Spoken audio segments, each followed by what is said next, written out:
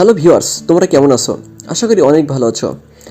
আজকে আবার চলে আসলাম ভাগ্যরেখা নাটকের 404তম পর্ব নিয়ে। তাহলে চলো দেখে আসি 404তম পর্বে কি ঘটতে চলেছে। শ্রদ্ধা অভয়ের চুরি করার বিষয়টা জানতে পারে। তখনই শ্রদ্ধা অভয়ের পিছু নেয়। শ্রদ্ধা কীর্তিকে ফোন দেয় এবং চোরগুলোর কথা বলে। শ্রদ্ধা কীর্তির সাথে কথা বলতেই শ্রদ্ধার ফোনটি কেটে যায়। তখন কীর্তি অনেক চিন্তিত হয়ে পড়ে। অন্যদিকে শ্রদ্ধা তার বাবার বাড়িতে ফিরে যায়। শ্রদ্ধা তার বাবা মাকে অভয়ের সব কথাগুলো বলে দেয়। এই কথাগুলো শুনে শ্রদ্ধার বাবা মাও অবাক হয়ে যায়। শ্রদ্ধা অনেক চিন্তা করছিল অভয়ের জন্য। অন্যদিকে রোশনিকে পছন্দ করত অভয়, তাই ত্রিপাঠী পরিবারের সবাই রোশনিকে অপছন্দ করত।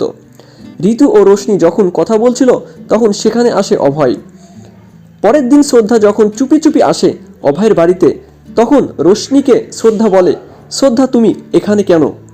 তখন শ্রদ্ধা বলে, আমি অভয়ের কাছে এসেছি। তখনই রোশনি শ্রদ্ধাকে বলে, অভয় শুধু আমার, তুমি যেখান থেকে এসেছো সেখানে চলে যাও। একথা বলতেই শ্রদ্ধা আর রোশনির মধ্যে ঝামেলা শুরু হয়। রোশনির দুই হাত এবং মুখ বেঁধে রাখে শ্রদ্ধা। রোশনি শ্রদ্ধাকে বলে, আমি সব অভয়কে বলে দেব। অতঃপর শ্রদ্ধা রোশনিকে একটা ঘরের মধ্যে আটকে রাখে। ওইদিকে কীর্তি যখন আরতির সাথে ছবি তুলছিল তখন সেখানে একটা মহিলা আসে এবং কীর্তির মুখের রং ছুঁড়ে মারে।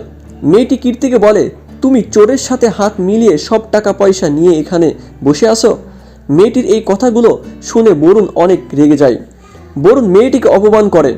অন্যদিকে শ্রদ্ধা যখন অভয়ের সামনে আসে তখন অভয় শ্রদ্ধাকে অনেক অপমান করে।